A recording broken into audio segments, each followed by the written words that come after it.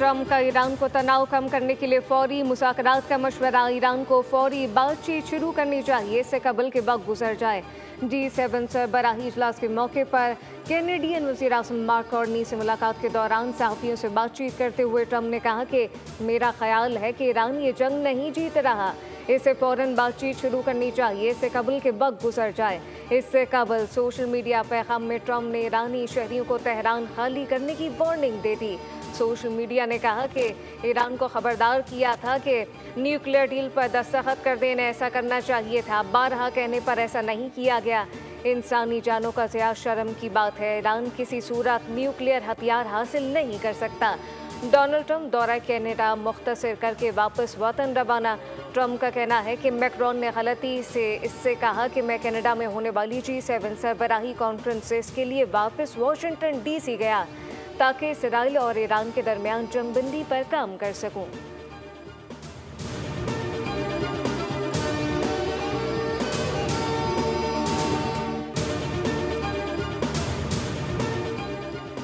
Iran का एक बार फिर इसराइल पर हमला। तेल अवीव और हैफा पर मिसाइल और ड्रोन दाग दिए। ईरानी टीवी के मुताबिक पासदारान इनकलाब की एरोस्पेस फोर्स ने फौज के साथ मिलकर इसराइल पर मुश्तरका मिसाइल और ड्रोन हमला किया।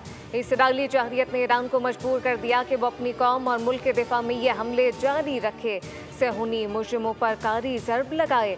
ऑपरेशन वादा सादिक सोम के तहत ताज़ा हमले इन मकबूजा फ़लस्तीनी इलाकों पर किए गए जो इसराइल के ज़ेर तसल्लुत हैं। ताज़ा हमलों से इसराइल में नुकसान की फौरी तौर पर तफसीलात सामने नहीं आ सकी। इससे पहले ईरान ने इसराइल का एक और F-35 मार गिराने का दावा किया, जो में से अब तक ईरानी मिसाइल हमलों में 24 इसराइली हलाक हो चुके।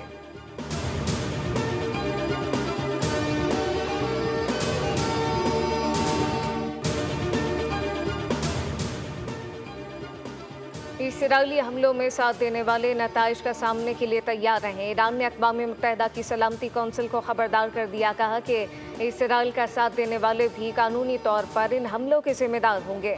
अक़वाम मुत्तहिदा में ईरान के मुस्तकिल मंदूब अमीर सईद इरबानी ने सलामती कौंसिल को भेजे गए ख़त में आगाह किया, ईरान हक़ के दिफा में मुतनासिब दिफाई ऑपरेशन अंजाम दे रहा है जिनका मकसद फ़ौजी अहदाफ और इससे मुंसलिक इंफ्रास्ट्रक्चर को निशाना बनाना है।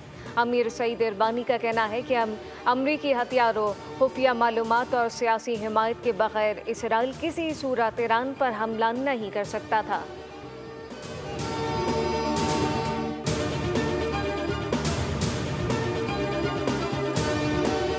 पाकिस्तान का नफरत अंगेज़ तकरीर के खिलाफ अक़वाम मुत्तहिदा से अमली इक़दाम का मुतालबा। अक़वाम मुत्तहिदा में पाकिस्तानी मंदूब आसिम इफ्तिखार का इजलास से खिताब, कहा कि नफरत अंगेज़ बयानी आलमी अमन के लिए ख़तरा है। इस्लामोफोबिया में इजाफा इंतहाई तशवीशनाक है। नफरत मजहबी हो या फिर नस्ली, सिनफी हो या फिर कौमी, रोकना नागुज़ीर है। डिजिटल प्लेटफॉर्म नफरत फैलाने का जरिया बन चुके। इस्लामोफोबिया के खिलाफ UN के खुसूसी एलची की तकर्री का खैर मकदम करते हैं।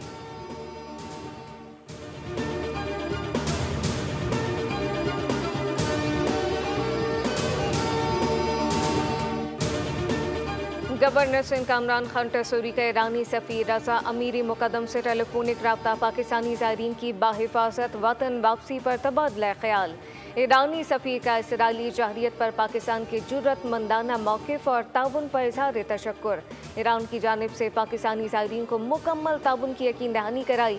गवर्नर सिंध का ईरान में पाकिस्तानी सफ़ीर से भी टेलीफोनिक रब्ता। गवर्नर सिंध की ज़ायरीन को सहूलियात और वापसी यकीनी बनाने की हिदायत।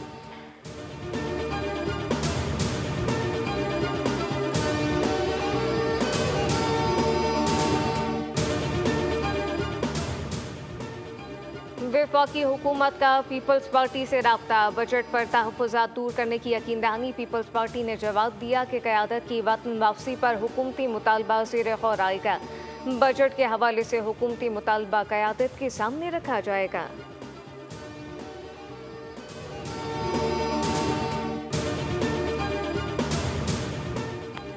बलूचिस्तान का आइंदा माली साल 2025-26 का बजट आज पेश किया जाएगा। बजट का मजमूई हजम 1003 अरब रुपए से होने का इम्कान। सरकारी मुलाजमीन की तनख्वाहों में 10 और पेंशन में 7% इजाफा मुतवक्के।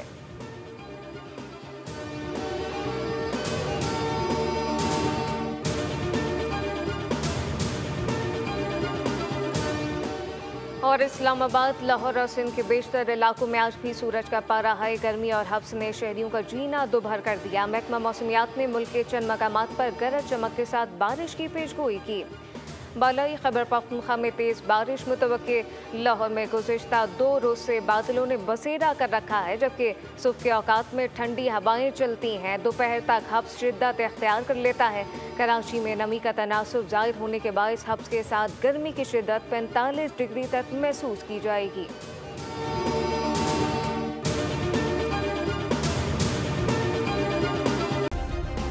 सब्सक्राइब करें और बेल दबाएं ताकि कोई खबर रह न जाए।